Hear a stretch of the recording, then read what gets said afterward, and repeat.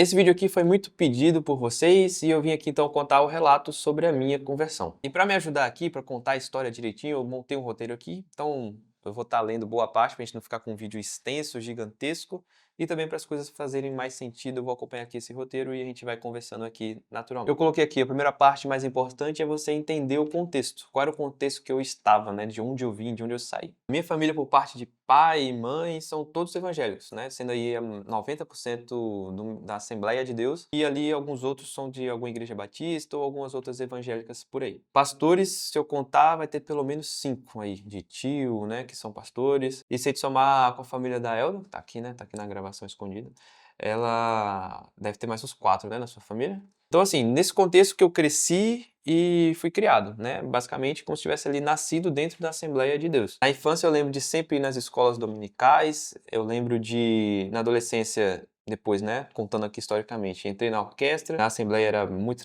era tradicional, né, principalmente com o antigo pastor, a gente tinha aquelas orquestras grandes, muitos instrumentos, fazia marcha, alvorada, tocava na rua, fazia passeata, desfiles. Passando ali dos 17 anos, eu me envolvi mais com atividades evangelísticas. Então, junto com a juventude, eu e um primo meu, por exemplo, a gente iniciou um projeto que era um evangelismo na praça. E ainda nessa idade ali, eu tinha bastante frequência na igreja. Então, ia na EBD todo domingo, não perdia, que era a escola bíblica dominical. Como eu estava participando aí junto da liderança da juventude, eu sempre ia no culto jovem de sábado, que era espalhado em vários bairros da cidade, né? Nesse momento, eu comecei a cuidar ali das redes sociais da juventude.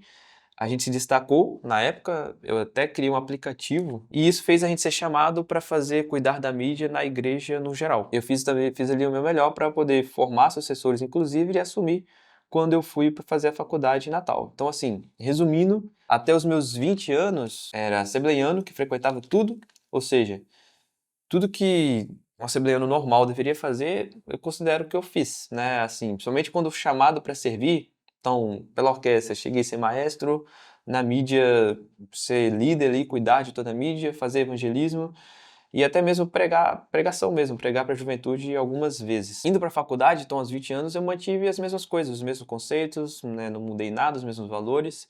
E, inclusive, procurei uma igreja muito semelhante, que lá era a Assembleia de Deus Vitória em Cristo, que ela é famosa porque é a igreja do Silas Malafaia, ficava perto da minha casa. E ela tinha uma ideia bem semelhante, porém era um pouquinho mais moderna, né? Já tinha ali já paredes pretas já, né, e tal, já de um pouquinho diferente. Mas lá também, depois de um ano, eu também servi lá no louvor, e na comunicação, na mídia. Na faculdade, nada demais aconteceu, né? Muitas pessoas até sempre perguntam, mas na faculdade, o que aconteceu? Porque a gente tem um histórico, né, de muitos cristãos se perderem na faculdade, de perder a fé totalmente, tu tá até, às vezes até com pensamento, geralmente inicia um pensamento marxista, depois a pessoa se torna até um ateu, né? Mas não, isso nunca aconteceu. Nunca perdi minha fé em Deus, pelo contrário, né, mantive exatamente da mesma forma, todo domingo ia na igreja, ia nos dias de semana, porque para participar do louvor tinha que ensaiar durante a semana, à noite, então não mudei nada, né, basicamente. Mas ali na faculdade eu sei que eu demorei um pouco para fazer amigos, foi mais ou menos ali pro quarto semestre, né, que formou-se ali um grupo de evangélicos na minha turma. E também eu fiz amizade com mais 2 pessoas, que foi o André e o Pedro, ali na turma de medicina. Eu já tinha uma visão conservadora, né, de mundo, então sempre tive essa ideia mais conservadora, mas o André, em específico, ele me apresentou algumas coisas, né, e algumas pessoas. Entre elas, o Olavo de Carvalho, ele me apresentou de verdade. Eu já tinha tido contato com a obra do Olavo de Carvalho quando o Bolsonaro começou a aparecer no Brasil, ali em 2014, eu estava no ensino médio, e eu lembro que eu já era meio conservador dessa época, então eu já tive contato com ele, mas eu não tinha ido aprofundar, né? E André também me iniciou um pouco assim na filosofia dos clássicos, ali nos gregos, clássicos gregos, né?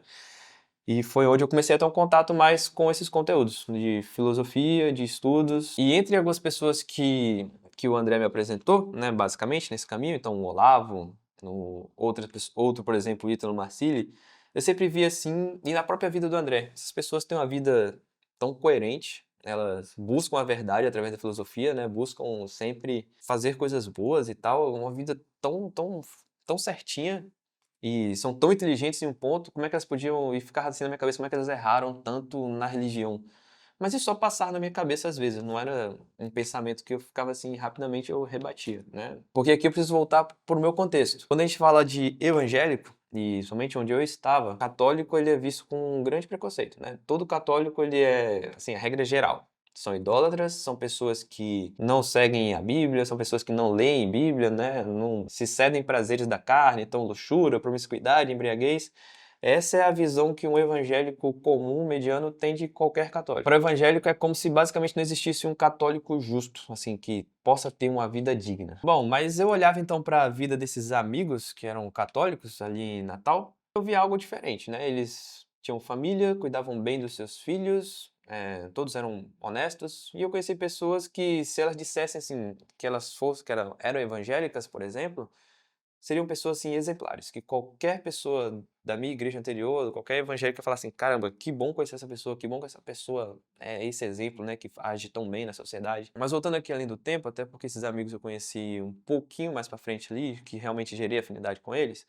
Em 2021, após a pandemia, né, a edição de vídeo deu certo, eu casei com a Elda, e na semana do casamento é costume o pastor da Assembleia, da cidade que eu era, a cidade onde eu nasci, na verdade, né, fazer uma reunião com os noivos para orientar e confirmar ali os votos de casamento. E nessa conversa em especial, o pastor foi muito insistente com o anticoncepcional hormonal. E naquele momento eu já estava ali no sexto para sétimo período da faculdade, e eu já tinha estudado, eu já tinha visto e tinha certeza que o anticoncepcional hormonal, ele tem por mecanismos, né, um dos mecanismos de evitar a gestação e a gravidez, impedir a anidação. O que é a anidação? A anidação é o momento que o embrião se fixa no útero, que ele vai ali grudar no útero. Quando é que isso acontece? Entre 5 a 12 dias depois da formação do embrião. Nós que somos cristãos, a gente acredita que o momento da concepção, o momento que se forma o embrião, já tem vida.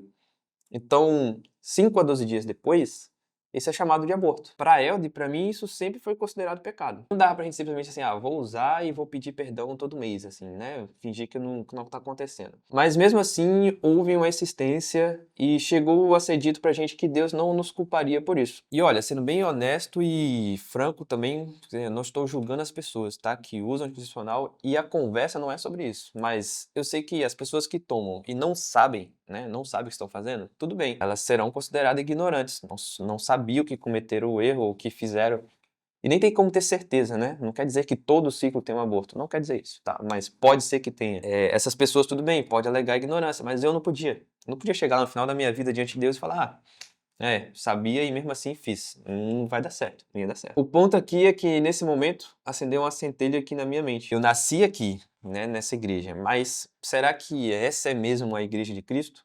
Porque o que ficou para mim? O que é doutrina, o que é pecado, o que é costume dessa igreja depende muito, mas dependia muito mesmo do que o pastor presidente pensava. Isso nos incomodou, mas nós nos casamos, né? Obviamente, na mesma igreja, com o mesmo pastor, e seguimos nossa vida para Natal e voltamos para a igreja que a gente frequentava lá, que era a Advec, que eu frequentava, né? Eu não tinha ido para Natal ainda. Não foi nada abrupto, então assim, voltamos e mantivemos a vida ali normal, na igreja. E aos poucos a gente começou a estudar. Eu comecei exatamente por onde estava, então a gente foi fundo na Assembleia, a gente foi entender o que é a Assembleia de Deus, quando é que ela surgiu, por que que ela tem algumas visões diferentes do que outras igrejas, como Batista e Presbiteriana. E especialmente estudamos o movimento pentecostal, né? Todo o pentecostalismo. E lendo e vendo, cada vez eu percebia que essa ideia de o que aquela igreja pentecostal acredita depende muito do que o seu pastor acredita, do que o pastor presidente daquela denominação acredita, isso foi se fortalecendo ainda mais. Você vê muito evidente. Você vê que a Lagoinha, por exemplo, é como o pastor presidente dela quer que seja. A Advec, como o pastor Silas Malafaia quer que seja. A Assembleia de Deus dali, Madureira, onde quer que seja, depende muito do pensamento de quem está ali na frente. E aí começa a surgir alguns questionamentos, né? Porque assim, como pode o mesmo Espírito estar orientando essas pessoas na leitura, na revelação, na leitura da Bíblia, e eles terem tantas discordâncias, né? Pensarem de forma tão diferente, sendo que eles estão interpretando a mesma Bíblia com o auxílio do mesmo Espírito. Isso começou a ficar meio ruim. O pentecostalismo, que era um movimento novo, só que mesmo assim eu não mudei de igreja. Eu mantive ali, mas eu comecei a alternar alguns domingos indo na presbiteriana. Lá eu vi que eles eram mais centrados na palavra, então tive mais contato com eles. Estudei ali ao longo de um ano, né? Fui estudando e entendendo o que eles acreditavam. Que basicamente se resume assim, se a gente for tentar resumir, né? Eles focam muito na reforma protestante. E aqui começa para mim um dos pontos que é talvez a maior virada do meu pensamento, que é você precisa ser honesto com você. Você vê que para justificar quase tudo, você precisa de vários poréns, de várias vírgulas, de vários olhares diferentes, de um ponto de vista diferente, e você acaba que você não é honesto, de fato, com o que você está vendo ali, com a verdade. Você precisa meio que se enganar para poder justificar aquele ponto, né? Você precisa, às vezes, moldar a realidade, né, para caber na teoria. Um ponto muito claro de você ver isso, né? Nas igrejas evangélicas você vai ver que não existe diferença de pecado, né? Sempre é pregado assim, não tem pecadinho nem pecadão, tudo é igual, todos os pecados são iguais. Mas você olha para o mundo real, você olha ali para o mundo real, né? Para a realidade que está ali na sua frente. A verdade é que tirar a vida de uma pessoa é bem mais grave do que tirar o celular dessa pessoa. Qualquer pessoa tem certeza disso, ninguém tem dúvida disso. Mas para você encaixar um pensamento, para você colocar basicamente uma ideologia para funcionar, você precisa modificar o que você enxerga da realidade para poder simplesmente fazer essa ideia funcionar. De que os pecados são iguais, não existe pecadinho e pecadão, Deus perdoa todos iguais da mesma forma. Quando você olha para a realidade, você vê que as coisas não são assim. E se Deus é a verdade, e a verdade é uma só, a gente não acredita em verdades relativas, e Deus criou esse mundo, bom, provavelmente a verdade tem muito a ver com o que a gente enxerga no mundo real, né? E não com ideias que a gente tem e a gente quer mudar a realidade para que ela se encaixe. Um dos pontos, né? Então, falar um pouco de reforma protestante, que a gente chegou na reforma protestante, então eu nem tinha estudado muito antes sobre isso, na igreja, na Assembleia de Deus, a gente não se fala muito de reforma protestante, né? Mas quando eu ia na presbiteriana e estava estudando esses pontos, a gente chega no Sola Escritura. E aí eu vou citar aqui alguns versículos que eu comecei a ver com outros olhos. E eu lembro mesmo, né? Parece demais a passagem de que depois que Saulo tem um contato com Jesus, né? Se converte para Paulo. Ele volta a enxergar e vê que diz que as escamas caíram dos olhos, né? Era basicamente disso, né? Você com um pensamento protestante, você tem que ler aquele versículo com outro entendimento, com muita força, forçando para mudar o que está ali, né? Por exemplo, 2 Tessalonicenses 2,15. Portanto, irmãos, permanecei firmes e guardais as tradições que vos foram ensinadas, seja por palavra, seja por epístola nossa. Ou seja, palavra ou carta escrita, palavra dita ou palavra escrita. Como é que a gente está na Bíblia e a gente fala que só vale a escritura, mas na Bíblia está dizendo, você tem que forçar para falar, não, tem que ter uma explicação, não é assim e tal. Você tem que ser desonesto com você mesmo, uma desonestidade mental. João 21:25. Há, porém, ainda muitas outras coisas que Jesus fez. Se todas fossem relatadas uma por uma, creio que nem no mundo inteiro caberiam os livros que seriam escritos. Esse ponto aqui é muito importante, né? Porque a revelação, a palavra de Deus, não é apenas a Bíblia, né? A Bíblia é a palavra escrita de Deus. Mas a palavra de Deus, quando você começa ali lendo no início de João, né, principalmente, você vê que o Verbo se fez carne. A palavra de Deus, a revelação de fato, é Jesus encarnado. É a verdade que se tornou carne. Veio aqui na Terra. Então, o que eu quero dizer sobre isso aqui? Quando você olha para a Bíblia e olha para Jesus, se você não enxergar que Jesus é maior do que a Bíblia, que Jesus disse muito mais coisas do que estão na Bíblia aos apóstolos e aos seus discípulos, assim, a gente está sendo desonesto pensar dessa forma. Porque o seu próprio discípulo João disse que tem muitas coisas que ele disse e não deu para colocar no livro. E o último versículo aqui sobre esse ponto é: antes de tudo, saber que nenhuma profecia da Escritura é de interpretação pessoal, pois jamais a profecia teve origem na vontade humana, mas homens falaram da parte de Deus, impelidos pelo Espírito Santo. E aqui é 2 Pedro, capítulo 1, versículo 20 e 21. Se você olhar para esse versículo e ver, a igreja presbiteriana batiza crianças. A igreja batista não batiza crianças, né? A Assembleia de Deus também não batiza crianças. Tem o Sola Escritura, a livre interpretação da Bíblia, né? A interpretação individual. É esse nome mesmo, né, que fala. Livre exame das Escrituras. Como pode o Espírito Santo estar auxiliando as pessoas e elas terem entendimentos tão distantes e tão diferentes? As pessoas alegam, por exemplo, o pastor Mirim que está em alta, segundo ele, está sendo usado pelo mesmo Espírito Santo, está interpretando a Bíblia com o mesmo Espírito Santo que essas outras pessoas estão interpretando. E as conclusões são totalmente distintas e diferentes. E um ponto para mim que foi mais ainda assim, pior talvez, né, na visão do Sola Escritura, era a visão presbiteriana. Por exemplo, para você ser ordenado ao presbitério, você precisa aceitar algumas coisas além da Bíblia, né? Você precisa falar, lá tem um manual de como ser ordenado ao presbitério, né? Você precisa falar que você aceita as confissões de Westminster e entende essa interpretação da Bíblia a partir das Confissões de Westminster, e você precisa aceitar e seguir o Catecismo Maior de Westminster e o Catecismo Menor de Westminster. Então a mesma igreja que diz que só a Bíblia vale, te diz que você precisa seguir uma tradição, né? Uma tradição de Westminster. A mesma igreja diz que você precisa seguir um magistério, que quem decidiu isso aqui, que você precisa seguir isso aqui, né? Quem decidiu? Foi o magistério presbiteriano. Só que aí voltamos para o malabarismo mental e desonestidade intelectual. A igreja presbiteriana vai falar, não, a gente não segue magistério, a gente não segue tradição, a gente só segue a Bíblia. Mas não é, né? A gente tá vendo que não é, né? É claro que não. E eu não vou falar de todos os solas não, fica tranquilo, senão o vídeo vai ficar muito grande. Mas o próximo é o sola fide, né? O sola fé. Tiago 2,17, né? Que vai falar, assim também a fé, se não se traduzir em obras, é morta em si mesma. Tá claro aqui, se você não inventar nenhum malabarismo, nem tentar pensar em nada desonesto, assim, tá claramente escrito isso, né?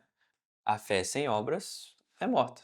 As obras são relevantes. Mas um ponto que ficou importante e estranho para mim foi Lutero claramente, né, expressou dúvidas sobre os livros de Tiago, que é onde está exatamente isso, que vai contra o que ele acredita. Então, assim, além da gente ter que tentar mudar a realidade, a gente tem que tentar mudar as escrituras para provar o que a gente está pensando, a nossa ideia. Foi contra o livro de Hebreus, Judas e Apocalipse. Ele não conseguiu retirar esses livros, né, da Bíblia protestante como conseguiu alguns outros, mas esses livros vinham assim com um disclaimer, né, um aviso ali que acho que Tiago ele chamou até de epístola de palha, um negócio assim. Botou como se, não considere isso não, porque tá diferente do que eu falo. E nesse momento a reforma protestante ali para mim já não fazia mais sentido, né? Eu vi que... E eu me encontrei então assim nos momentos que para mim foi um dos mais difíceis da vida. Porque assim, lembra do contexto. Católico era totalmente errado para mim, não dava. Inconcebível. Idolatria, né? Idolatria, adorar santo, adorar a imagem. Mas eu decidi o quê? Estudar com honestidade, né? Então, Timóteo estava a caminho, né? Isso aí também acelerou o nosso caminho, o nosso estudo, nosso pensamento, porque eu ficava muito na cabeça, né? Não consigo ter um filho e não ter a convicção aqui sobre Deus, sobre a igreja, eu preciso saber. Preciso saber, preciso decidir isso. Então, aí tinha muitos pontos para estudar, né? Muitos pontos para ver, para poder entender, para ver se era verdade, se era só preconceito. Só que a gente decidiu uma coisa, né? A gente entendeu assim, bom, se a Eucaristia for verdade, porque a Eucaristia é o seguinte ponto, né? A Eucaristia acredita no milagre da transubstanciação. Naquele momento que o pão ali é consagrado, né, tem uma mudança. Aquilo deixa de ser pão, deixa de ser apenas pão, e passa a ser o corpo de Cristo, né? Substancialmente ali, de fato, o corpo de Cristo, né? Então a essência ali é o corpo de Cristo. Você olhando isso com um olhar protestante, evangélico, você vai olhar assim, esse povo deve estar maluco, né? Isso aí deve ser um baita sacrilégio, né? Falar que ali tá real, a presença real ali de Cristo, tá ali. Mas, se isso for verdade, eu tô perdendo demais. Tô perdendo de ter Cristo ali todos os dias, disponíveis. Bom, então foi aí que a gente colocou isso como ponto principal. A gente falou assim, as outras coisas parecem difíceis, né? Entender a intercessão dos santos, entender os dogmas marianos, entender sobre o purgatório, né? Mas assim, se isso for verdade, que esse é o ponto central, eu aceito os outros. Eu vou estudar depois e entender, porque vai ter um motivo, vai ter uma explicação. E aí, então, seguindo aquela lógica de as escamas e caindo dos olhos aos poucos, né? A gente vê em Mateus 26, 26, 28. Enquanto comiam, Jesus tomou o pão, deu graças, partiu e deu aos discípulos, dizendo: Tomai e comei, isto é o meu corpo. Em seguida tomou o cálice, deu graças e ofereceu aos discípulos, dizendo: Bebei dele todos, porque isto é o meu sangue, o sangue da aliança, derramado por muitos para a remissão dos pecados. Porque Jesus, que é a verdade encarnada, né? Que o que sai da boca de Jesus é verdade. Porque ele diria algo aqui que as pessoas ficariam confusas. Porque as pessoas iam ficar confusas quanto a esse ponto aqui, que isso de fato é o corpo dele. Porque cristãos lá no primeiro, segundo século ali, eles seriam perseguidos e inclusive pelos pagãos seriam acusados de canibalismo, né? Porque eles de fato acreditavam, né? E a igreja acredita até hoje que ali está presente o corpo de Cristo. Porque as pessoas topariam isso se Jesus fosse claro dizendo, não, é só um símbolo, não é verdade não isso aqui. Acho que ninguém toparia morrer por isso, né? Ninguém estaria disposto a morrer por um negócio que é só um símbolo. Não é o corpo de verdade não, isso só tá simbolizando. Eu acho que as pessoas explicariam, né? Ao invés de se não, eu aceito ser mártir por isso, eu aceito morrer por isso. Só que isso ainda ficou assim, pô, isso é bem relevante, é bem relevante. Mas aí então eu deparei também com os milagres eucarísticos, né? Então, além de estudar e ver toda a história ali no primeiro, segundo século, o primeiro foi o milagre de Lanciano, que aconteceu no século VIII, na Itália. E esse é um dos milagres eucarísticos mais antigos documentados, né? Durante uma missa, um monge que duvidava da presença real de Cristo na Eucaristia viu a hóstia transformar em carne e o vinho em sangue. Em 1971, né, um doutor Odoardo Linoli, especialista em anatomia e histologia patológica, analisou as relíquias e ele concluiu o quê?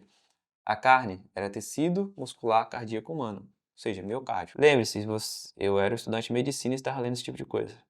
O sangue humano é tipo AB, o mesmo encontrado no sudário de Turim. Não foram encontrados conservantes nenhum nas amostras. Mesmo assim, as amostras permaneceram em bom estado por mais de 1.200 anos. Outro muito relevante e próximo aqui da gente, né, o milagre de Buenos Aires, na Argentina, em 1996. Uma hóstia foi encontrada no chão e, pelo procedimento habitual, você coloca essa hóstia colocada na água para dissolver. Após alguns dias, observou-se que ela se havia transformado em uma substância semelhante à carne com mancha de sangue. Então, o arcebispo de Buenos Aires, que na época era o Jorge Bergoglio, que foi o Papa Francisco, né? Ele solicitou uma investigação científica e as análises revelaram o quê? Presença de tecido muscular cardíaco humano, especificamente do ventrículo esquerdo. Presença de glóbulos brancos intactos, né? Então, assim, indicando que o tecido estava vivo no momento da coleta. E o sangue, de novo, tipo AB. Como é que eu vou dizer isso? Eu volto de novo nesse ponto. Como é que eu vou dizer isso lá no fim da minha vida, perante Deus? Que eu vi Jesus na Eucaristia, eu tive certeza que ele estava ali, mas eu neguei, que eu não fui. Então, assim, esse é o tipo de coisa que não dá para desver. Depois que você contempla, né, o mistério da Eucaristia, você contempla ali o milagre da transubstanciação e você tem a convicção e a certeza disso, não tem jeito. Aqui não tem volta. E o resto, então? Maria, os santos, novamente, seja honesto com você mesmo, né? Leia o catecismo, se você tem interesse de verdade, leia o catecismo da Igreja Católica. Não veja a igreja Católica pela lente de um pastor protestante, de um pastor presbiteriano. É que nem você tentar entender Santo Agostinho através dos ensinamentos de Calvino. Não, ele só selecionou a parte que ele acha importante. Ele não fala que Santo Agostinho era devoto de Maria até o fim da sua vida. Ele não vai falar isso. E eu fui vendo aos poucos que todos os preconceitos que eu tinha, né, quanto à Igreja Católica, os católicos eram falsos de verdade. E lá dentro você vai ver que tudo aponta para Cristo, né? A primeira missa que eu fui, eu me assustei, porque de cara eu me deparei que eles têm 4 leituras da Bíblia, né?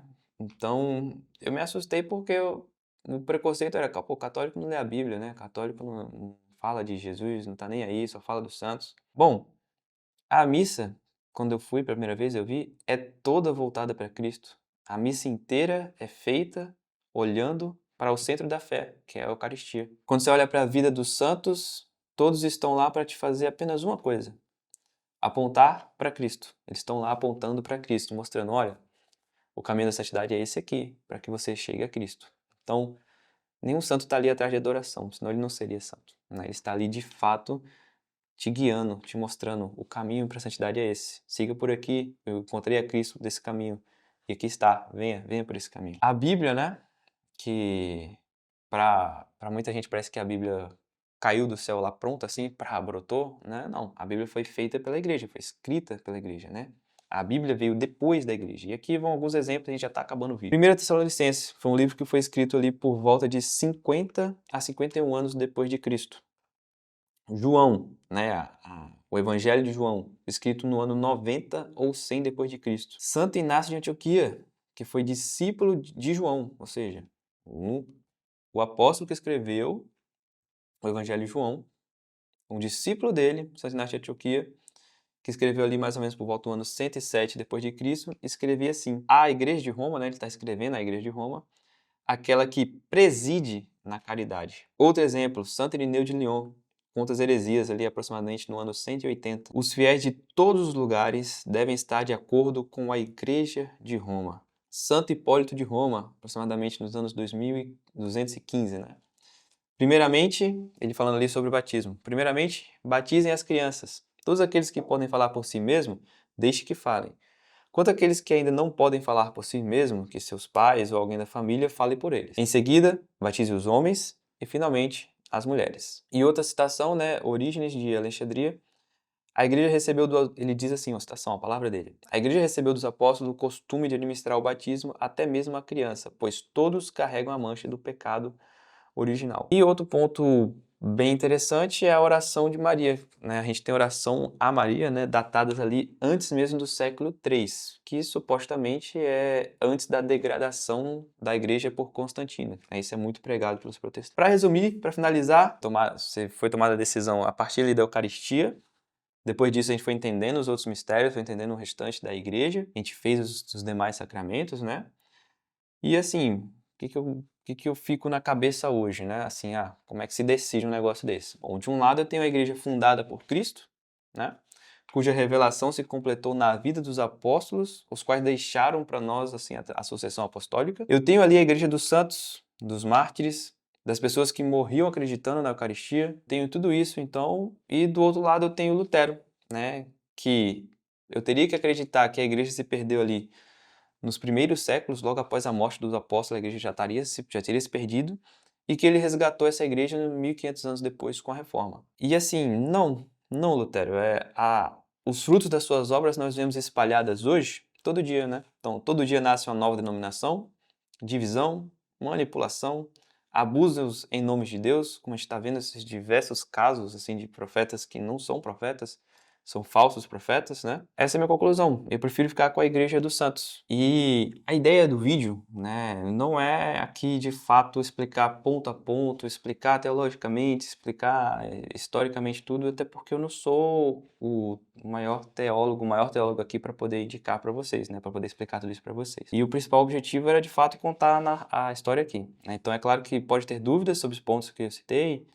E se você de fato estiver interessado, né, quiser entender, você pode me chamar lá no meu Instagram. Lá no meu Instagram eu falo mais sobre saúde mental, né, que é meu trabalho hoje. Eu sou médico e atuo na área de saúde mental. Às vezes falo sobre religião quando sou questionado, né, mas meu Instagram é o bruno.oliveira e a gente pode falar bastante lá sobre isso também. E assim, o resumo geral que eu tirei disso tudo é assim, de um lado a gente tem a igreja fundada por Cristo, a igreja dos santos, a igreja dos mártires, a igreja que tem toda essa história, que tem toda essa tradição, tem esse magistério. Mas diferente das protestantes, essa igreja assume que tem a tradição, assume que tem o magistério. A igreja ela é coerente. É a igreja que olha para a realidade. Quando você olha para o direito canônico, você olha para o catecismo, você vê que a verdade está ali e está contemplada junto com a realidade. Voltando àquele exemplo dos pecados, por exemplo, na igreja católica você tem diferença de pecados veniais e pecados mortais, porque existe a diferença. Então, eu tenho tudo isso na igreja católica. Do outro lado, eu teria que acreditar, segundo Lutero, que a igreja se perdeu nos primeiros séculos ali, depois de... Alguns vão falar depois de Constantino, mas se a gente fala que a gente tem orações a Maria antes do terceiro século, a gente, segundo Lutero, então essa igreja também está perdida, né? Assim, estaria perdida antes do terceiro século até. E que essa igreja só foi resgatada, então, 1500 anos depois, na Reforma Protestante, né? Todo esse tempo aí que se passou, né, a gente perdeu. O conceito, por exemplo, o concílio que se definiu a Trindade aconteceu depois de Constantino, né? Então, o protestante que diz que a igreja se perdeu todo esse momento, né, nesse trecho esse período histórico, deveria desconsiderar esse concílio também, mas não, vai ser feito. Porque o que na verdade aconteceu, né, se a gente for falar um pouco da história ali, é que a igreja, né, como você vai encontrar nas Assembleias de Deus, na Presbiteriana, você vai encontrar pessoas ruins, você vai encontrar padres que são ruins, você vai encontrar bispos que são ruins, pessoas que são ruins e estão fazendo coisas erradas. Mas a diferença principal é que a gente não depende dessas pessoas, a gente não depende da visão exclusiva dessas pessoas, né? A revelação da igreja é o que Jesus falou para os apóstolos e o que o Espírito Santo revelou acerca das Escrituras, tanto no Antigo Testamento e as novas revelações, para os 12 apóstolos. E tudo que a igreja, então, vem dizendo, mas a igreja não fala nenhuma novidade, a igreja não está criando coisas novas, né? A revelação acabou lá com os apóstolos. Então, é só o desdobrar dessa revelação. E se a gente tem um padre fazendo coisa errada, não tem problema, né? Porque se ele diz as palavras corretas, a consagração, tem a visão de Santa Teresa d'Ávila, né? Que ela vê Jesus, um padre, né? Oferecendo, consagrando ali o pão no momento da missa. Ela vê Jesus e ela vê então ali uma imagem perturbadora para ela. Ela vê dois demônios do lado segurando os braços desse padre, né? E o que ela viu? ela ficou escandalizada porque Jesus se coloca na mão de pessoas que às vezes não são dignas, né? Pessoas que não são puras, pessoas que não estão fazendo as coisas corretas, mas Jesus está ali por nós, né? Ele se submete a isso, né? Olha a humildade de Cristo, né? Ele se submete a essas situações para poder estar ali e a gente poder ter a plena comunhão com Cristo. O que eu queria dizer, né, que de fato na história aconteceu, a Igreja dos Santos permaneceu preservada, né? Na época de Lutero existiam santos, ele só não teve muito contato, provavelmente, né? Ele só olhou para a parte ruim, para um padre, para um papa, né, que estava desvirtuado até. Mas isso não estraga, não muda nada, porque a Igreja dos Santos permanece, e ela segue a profecia que as portas do inferno não prevalecerão contra ela. Se eu tenho a Igreja dos Santos, dos Mártires, e eu prefiro ficar com ela, na Igreja dos Apóstolos, a igreja que Jesus fundou ali. Então é isso, agradeço aqui você que ficou até o final. Se você quiser esclarecer alguma coisa, não sei se pode comentar, né, curtir e falar lá com a gente no Instagram. Muito obrigado.